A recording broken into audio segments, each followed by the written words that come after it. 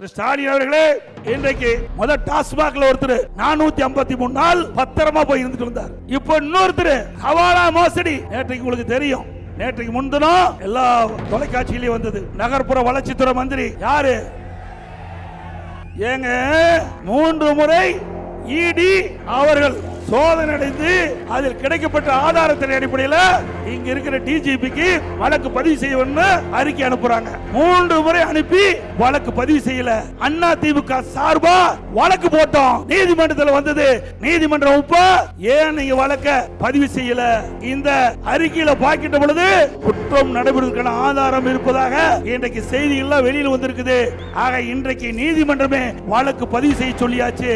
அதிலிருந்து ஸ்டாலின் பதறி போய் அலறி போய் எதை பேசுவதென்றே தெரியாமல் பேசிக் கொண்டிருக்கின்றார் இன்றைக்கு முதலமைச்சர்.